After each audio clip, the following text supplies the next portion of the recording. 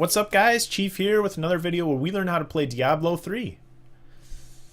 Nah, I'm just kidding. We're going to play Starcraft 2 again today, guys. Starcraft 2, and we're going to talk again about the concept of building placement, and we're going to go over an example of how effective building placement can really help you in Zerg vs. Zerg. And yesterday we talked about just basics around trying to create a artificial choke point with your spawning pool, also with maybe some evolution chambers up at your front, at your ramp, or in front of your natural expansion, your general defense point off of your first two hatcheries. So there's going to be a defense point. Now, why do you do this? And the biggest answer, the best answer, would be for early Baneling play, or relatively early Baneling play, right? If we can help create a choke point to stop the Banelings from getting into our drone, into our mineral lines, that is #1 priority, because that one Baneling that sneaks in and hits like 6 or 7 of your drones can pretty much lose the game for you, or well, win the game for your opponent. But you do not want those Banelings to get anywhere near your drones, and that's the whole goal of building placement like that. Keep units away from your drones. So let's look.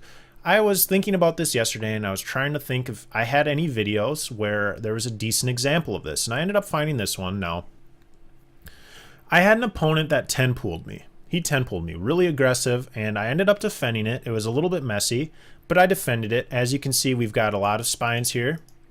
We're just now starting to get our gas, because I knew I would need the minerals for these spines. I didn't really bother with gas in the beginning. I knew he was 10-pooling me. I wanted the minerals for defending.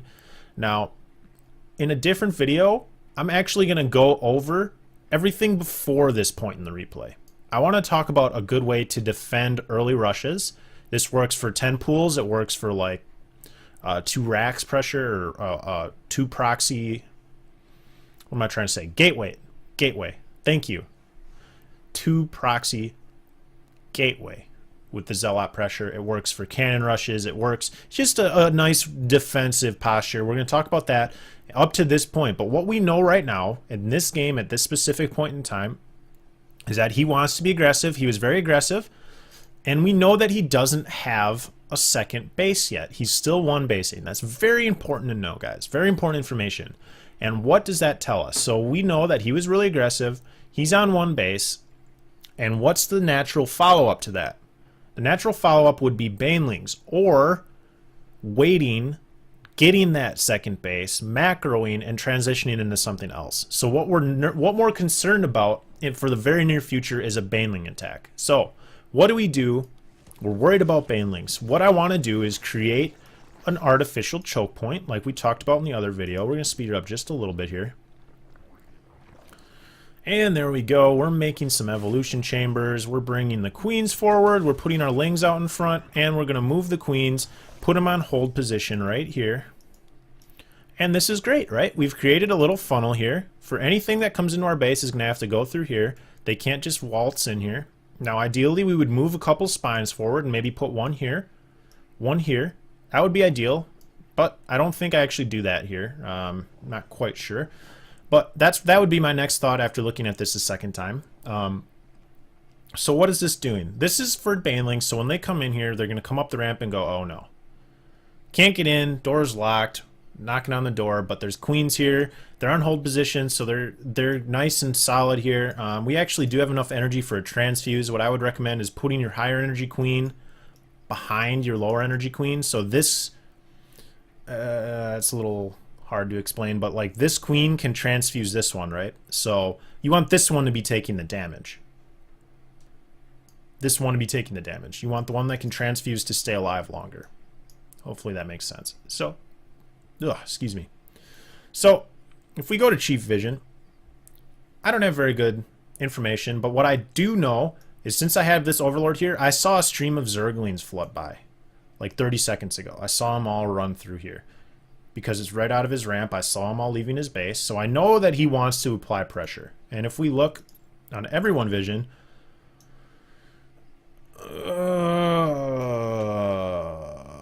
that's a lot of Banelings. A lot of Banelings. So he's got 16, 17, 19 Banelings. And like a bunch of Zerglings, right? So the idea here is if this choke point was not here and we didn't have this kind of defense and those got in, we would probably just lose, right? Some of the Banelings would end up getting into our drones. We don't have that many. Again, we're still transitioning out of that early harassment. So that's going to do a huge blow. We're going to be really, really, really hard-pressed to come out of something like that. So the artificial choke point we've created, the whole concept of building placement, is going to be kind of established with this little example. So let's just watch it play out. I think what ends up happening is he kind of sends in a Ling to probe me. And now I'm like, okay, I see all the Banelings, and my first reaction is to try to split up my Lings into slightly smaller groups so that the Baneling explosions don't kill as many. And that's what you want to try to do. I didn't do a great job, but I did okay. So we soaked up some of the Banelings. Let's take a look. Oh, we actually ended up soaking up, what, five Banelings, I think? Or 4 or 5, which is going to help. So now they're moving into our base, and this is where the choke point just works beautifully. Works beautifully. Let's just see how it plays out. As you can see, he lost all his Banelings and a few Lings, but really, the danger we're worried about are the Banelings. So he ended up losing all of them, and a little bit because of miss micro by him, but largely just due to having that choke point. And as you can see, he'll come through, our Lings are going to spawn in time, and we're going to defend the rest of this very, very easily. And we are a happy little blue Zerg. Happy little blue Zerg. Great. We've defended it. We can reestablish this at the front, rebuild this if we want. But, again, looking at the minimap, we know he's on one base.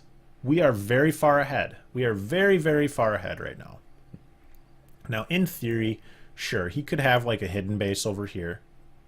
Hidden base over here. Very unlikely. In reality, he is doing a one base, all-in style. Trying to finish us off really fast. Most likely because most people just don't like Zerg vs. Zerg. So they resort to these kind of aggressive, very aggressive early game kind of styles just to end the games fast. They don't want to deal with long Zerg vs. Zerg games. So what did we learn, guys? We learned a little parched. That's what we learned.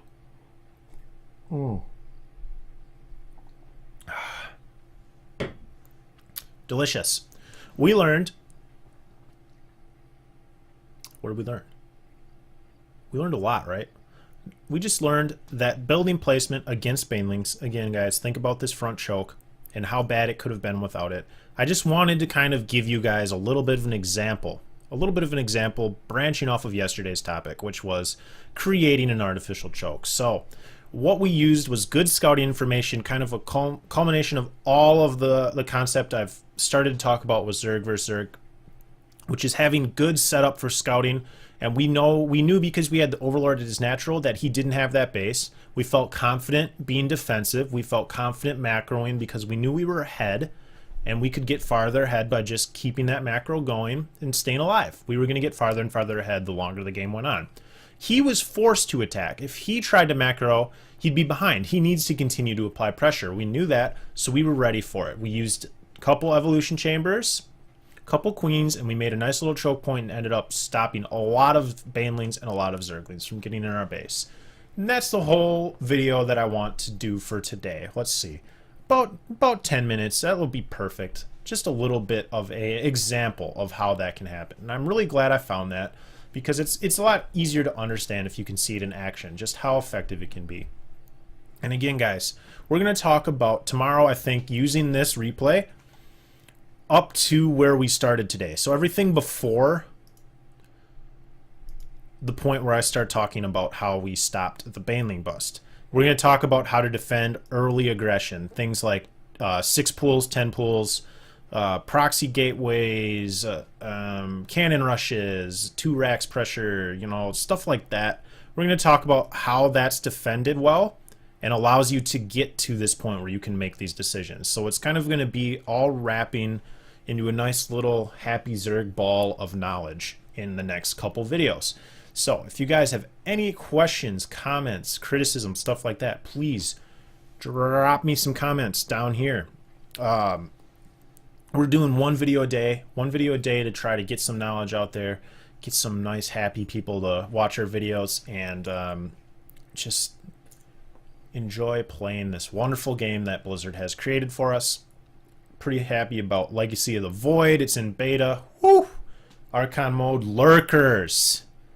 Lurkers, right? Lurkers are coming. I want to see a GIF. Lurkers are coming. Jon Snow, the sword. Lurkers are coming. It's going to be awesome, guys. It's going to be good. Any questions, guys, leave them below. Thanks a lot for watching. I will see you tomorrow. Have a great day, guys. Catch you later. Bye now.